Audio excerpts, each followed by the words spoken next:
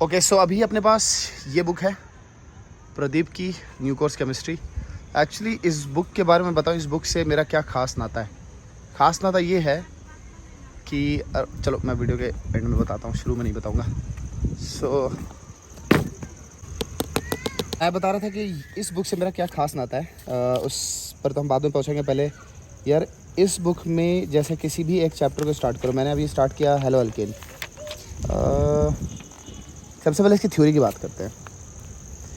तो अगर सिर्फ थ्योरी की बात करें इसकी, तो थ्योरी का जो अलाइनमेंट है, अलाइनमेंट का मतलब होता है कि थ्योरी किस तरह से रखी गई है और थ्योरी का क्या कोई पर्पस दिखता है।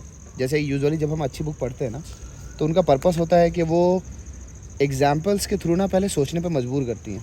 जब भी हम पीटर साइक्स वगैरह पढ़ते हैं, इवन कि इनऑर्गेनिक में हम पढ़ते हैं जेडीली वगैरह, तो इस तरीके से वो एग्जाम्पल्स को पुटअप करते हैं, इस तरीके से वो रिएक्शंस को पुटअप करते हैं, इस तरीके से वो ऑब्जर्वेशंस को रखते हैं ना कि वो तुम्हें अलाइन करते हैं सोचने की तरफ। इस बुक का मुझे कहीं भी कोई पर्पस नहीं दिखाई देता है कि ये सोचने के लिए तुम्हें मजबूर करें। तो जो भी तुम यहाँ पर अरेंजमेंट देख रहे हो थ्योरी का, वो इस तरह से रखा गया है जैसे कि बिल्कुल स्कूल स्टूडेंट है और उसी के लिए बुक लिखी गई है। एंड यस, तुम लोग से बहुत सारे लोग जानते भी हैं कि स्कूल के टीचर बहुत रिकमेंड करते हैं इसे। तो आप थ्योरी पलटोगे ना कहीं पर भी, मतलब ऐसा नहीं है, मैं कहीं से भी तुमको ये नहीं कहने वाला कि इस बुक का तुम यूज़ नहीं कर सकते, ऐसा कुछ नहीं है।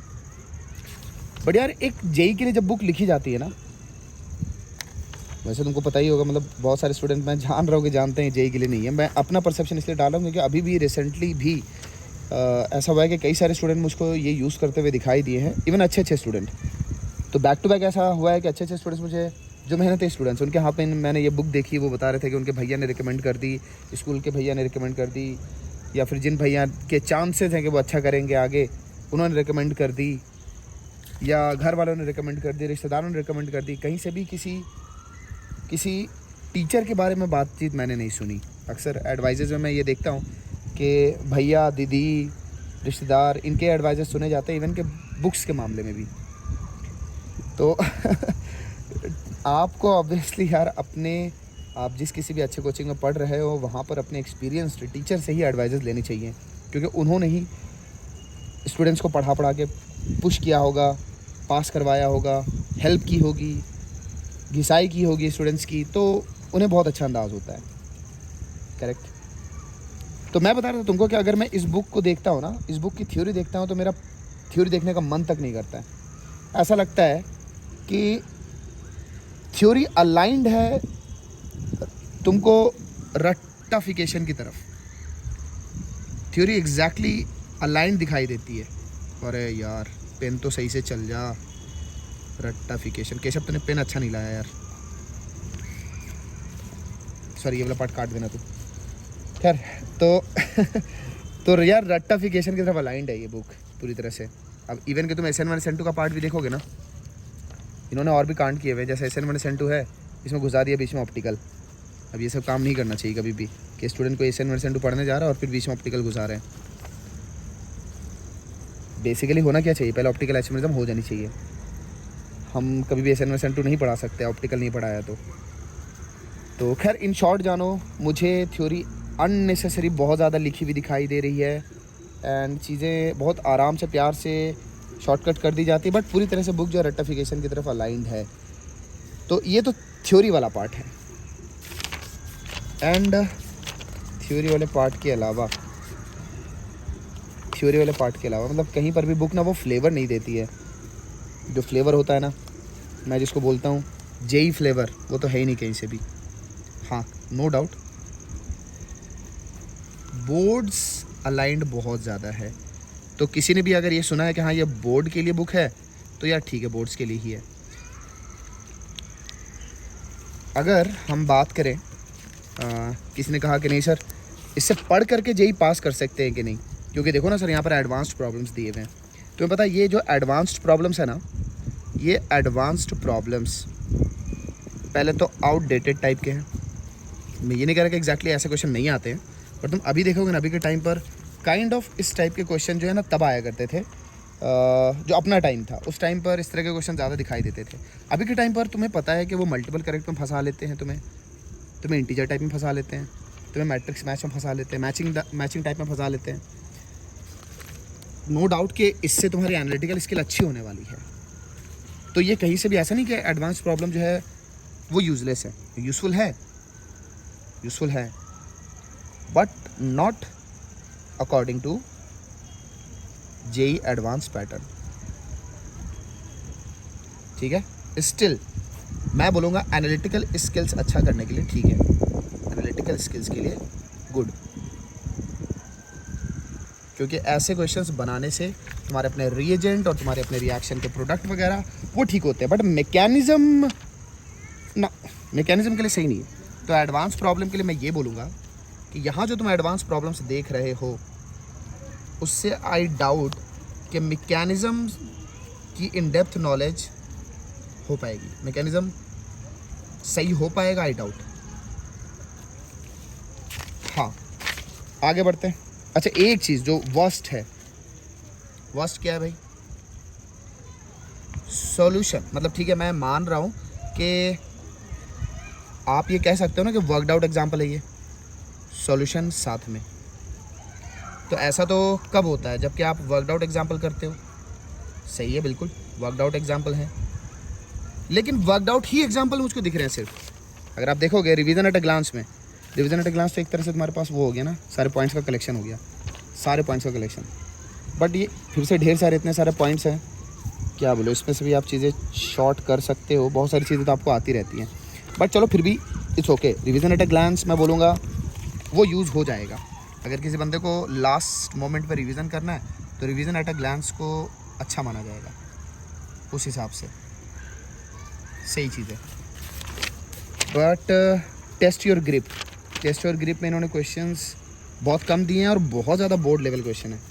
तो टेस्ट योर ग्रिप है बहुत ज़्यादा board level. Test your grip वाला पार्ट जो है एग्जैक्टली बोर्ड्स, और इनफैक्ट मुझे लगता है कि अभी पिछले साल जो, मतलब इस बार जो बोर्ड के नहीं हुए थे ऑब्जेक्टिव क्वेश्चन, वो भी बेटर थे इससे शायद। तो बोर्ड्स लेवल ही बोल सकते हैं समथिंग। तो कोई काम का नहीं, ऐसे कुछ खास जेई टाइप का नहीं है। फिल इन द ब्लैंक्स है, आंसर्स फटाक से डाल दिए हैं। कॉन्सेप्चुअल क्वेश्चन सारे सॉल्यूशन के साथ हैं, सोचने के लिए कुछ है नहीं।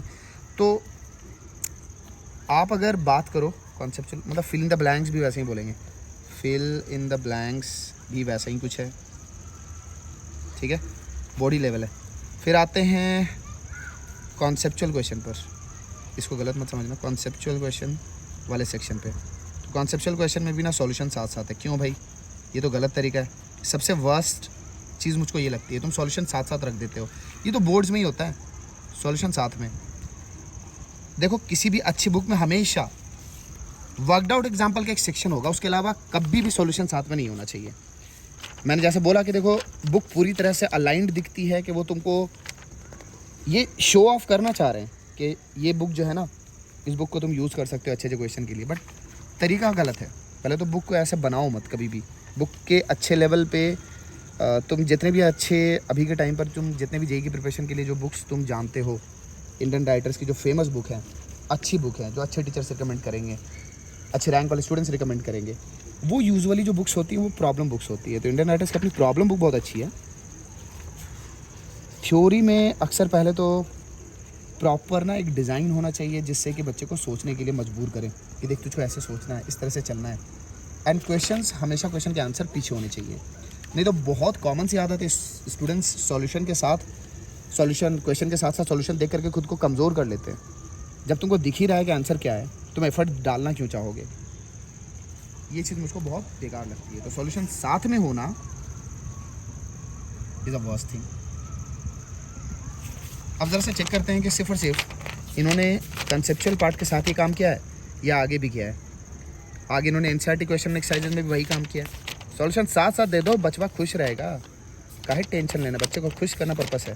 ऐसा मटेरियल दो कि बच्चा देख के खुश रहे, तो देख करके खुश रहे तो ठीक है।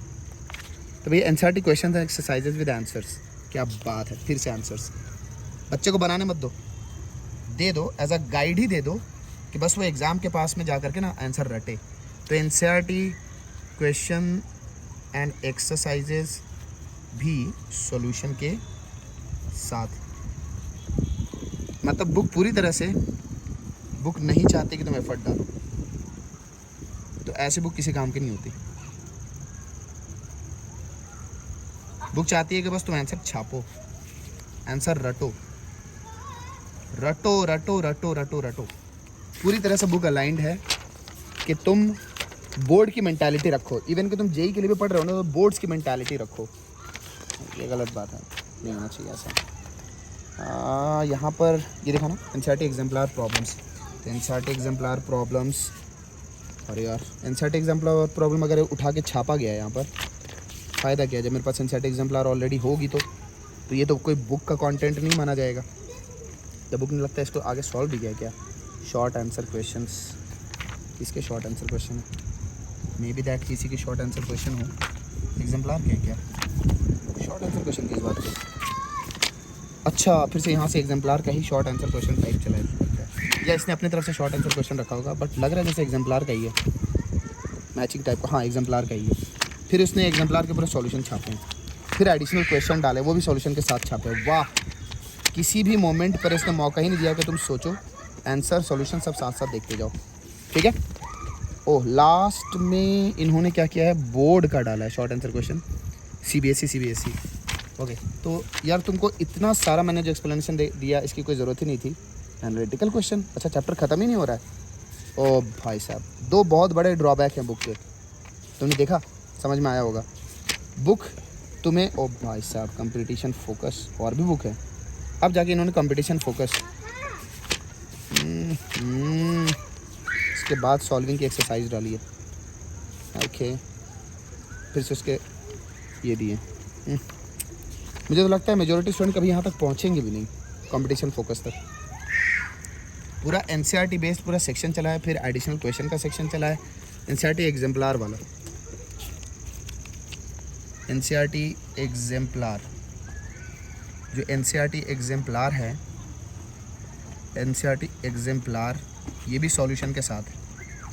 ठीक है, तो अगर ये भी सॉल्यूशन के साथ है तो बकवास है ये भी। मतलब एनसीईआरटी एग्जाम्पलर भी तुम खुद से सॉल्व नहीं करोगे, ये हालत है। तो जेई के लिए तो बिल्कुल भी नहीं आप मान सकते हो कि कंटेंट को डेवलप किया गया है। आप बोर्ड्स के लिए यूज़ कर सकते हो, क्योंकि आंसर्स दे करके, एक्सप्लेनेशन दे करके, तरीके बता करके आपको पूरा मोटिवेट किया गया है कि आप जाओ और आंसर्स रटो। एनसीईआरटी एग्जाम्पलर प्रॉब्लम में शुरू में क्वेश्चंस डाले गए, बट बाद में फिर उसके सॉल्यूशन डाल दिए गए, शॉर्ट आंसर टाइप हैं। फिर एडिशनल क्वेश्चन का सेक्शन, उसमें भी सॉल्यूशन ही दिख रहा है। एडिशनल क्वेश्चन, मुझे तब टाइम वेस्ट लगने लगा है कि मैं इस बुक को क्यों उठा करके लेते आया, बट अच्छा है। चलो, तुम इसको, मुझे लगता है कि जो भी टाइम मैंने इस बुक को पलट करके अपनी राय देने में बताया है, इससे तुम दूसरों को बता पाओगे कि भाई अगर तुम जेई ओरिएंटेड हो तो बुक को टच मत करो। ये बुक बस जो स्कूल ओरिएंटेड स्टूडेंट हैं, जो बोर्ड्स ओरिएंटेड स्टूडेंट है, बस उनके लिए। तुम बोलोगे कि सर फिर मुझे भी तो बोर्ड्स करना है, मुझे कर लेना चाहिए इस बुक को अगर मुझे बोर्ड्स में अच्छे करने हैं तो तुम्हें एक बात मैं बता दूँ, जेई की प्रिपरेशन जब तुम करते हो ना, बोर्ड की प्रिपरेशन हमेशा होती है। ये बहुत बड़ा मिथ है।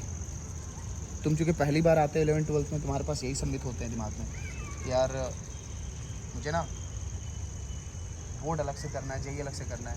इतिहास गवाह है कि जेई के जितने भी, मैं अपने ही स्टूडेंट की बात करूं, दूसरे स्टूडेंट की बात मैं कर भी नहीं रहा, अगर सिर्फ अपने स्टूडेंट की बात करूं ना, तब भी पर ये 200% गारंटीड होता है कि तुम अगर जेई के लिए ढंग से पढ़ते हो तो बोर्ड बहुत इजी हो जाता है। तुम मानो या ना मानो, मैं एग्जांपल दूं अपने स्टूडेंट्स का, जितने भी स्टूडेंट्स अभी तक मेरे, जिन्होंने के ढंग की रैंक बनाई है, या इवन मैं तुम्हें बताऊं कि जितने भी लोगों ने डिसेंट रैंक बनाई है, 10,000 के आसपास भी रैंक बनाई है, मैंने आज तक ऐसे स्टूडेंट नहीं देखे जो कि बोर्ड्स में ख़राब कर रहे हो। बोर्ड्स में ख़राब कभी नहीं ना। अब तुमको लग रहा होगा बोर्ड्स में ख़राब का मतलब 90% लेते आते होंगे, नहीं, सभी 94, 95 समथिंग ऐसे। तुम रिसेंटली भी किसी भी पास आउट से पूछ सकते, इवन कि जिनकी रैंक तुमको दिखती है 10,000, 15,000 भी। तो तुम जब जेई के उस लेवल पर आ जाते हो ना कि जेई में एक डिसेंट स्कोर तुम कर सकते हो एडवांस में, कोई तुम्हें रोक नहीं सकता कि तुम बोर्ड्स में अपने पीसीएम को गड़बड़ा दो। ऐसा होता ही नहीं है। सिर्फ मिथ्स हैं, और तुम्हें पता अफवाह बहुत ज़्यादा दुनिया में फैलते हैं, तो बहुत ज़्यादा मिथ्स है बोर्ड को लेकर के और जेई की प्रिपरेशन को लेकर के, कभी यकीन मत किया करो। ऑल इन ऑल अगर इस बुक के बारे में बताएं यार, तो बुक के बारे में मैं बोलूँगा कि इसके 2 सबसे बड़े ड्रॉबैक निकले। सबसे बड़े ड्रॉबैक्स में क्या है, बुक पूरी तरह से बोर्ड ओरिएंटेड है एंड सॉल्यूशन भर दिए, सॉल्यूशन हर वक्त साथ में, सॉल्यूशन हर वक्त साथ में, ऐसे थोड़ी ना होता है। दूसरा, लास्ट में उन्होंने जाकर के कंपटीशन फोकस वगैरह दिया है, बट वो एक तरह से पूरी तरह से टेस्ट ख़राब कर देता है। आप खुद ही बताना चाह रहे हो बुक के थ्रू कि नहीं कंपटीशन मेरे ना लास्ट प्रायोरिटी है, तो जब बुक खुद ही बता रही है तो तुमको खुद ही समझ जाना चाहिए, है ही नहीं। तो प्रदीप को कभी तुम जेई के लिए नहीं यूज़ कर सकते, क्योंकि एक तो अननेसेसरी आप चैप्टर को इतना लंबा कर रहे हो, इतना ज़्यादा लंबा कर रहे हो। थ्योरी भी बता रही है कि बोर्ड के हिसाब से काम करना है, आपने क्वेश्चन रखे हैं वो भी बता रहे हैं, कंपटीशन फोकस लास्ट में डाला है। मेरा तो खुद मन नहीं कर रहा है कि मैं पलटूँ कंपटीशन फोकस वाले पार्ट को। एंड उसमें भी दिख रहा है मुझको कि नीट वगैरह के और जेई मेन वगैरह के ना ज़्यादा क्वेश्चन ठूस दिए, PYQ डाल दिए, तो वो भी तो बकवास ही निकला। तो इवन के कंपटीशन फोकस इन्होंने सेक्शन तो डाला है, बट मैं बोलूँगा कंपटीशन फोकस लड्डू है ही नहीं। मैं ये नहीं बोल रहा इन दी एंड कि कोई भी बच्चा इसको पढ़ के पास कर ही नहीं सकता, ऐसा कुछ भी नहीं है। बच्चे पढ़ते हैं, बच्चे पास करते हैं। जब तुम बहुत रिगरसली खुद के एफर्ट डालते हो तो तुम इस तरह के कंटेंट से भी आप अच्छा रिजल्ट निकाल लेते हो, क्योंकि तुमने एफर्ट बहुत डाले हैं चीज़ों को समझने में, क्वेश्चन को सॉल्व करने में, टीचर से डिस्कस करने में। बट काइंड ऑफ अभी के टाइम पर इस डिज़ाइन से अगर तो कोई बच्चा अगर 11th में इसको टच करता है या 12th में टच करता है ना, तो कंप्लीट टाइम वेस्टेज, बहुत ज़्यादा टाइम वेस्टेज, टाइम वेस्टिंग है, बहुत ज़्यादा टाइम वेस्टिंग है, बहुत ज़्यादा time wasting, extreme time wasting है ही नहीं किसी भी हाल से जेई के लिए।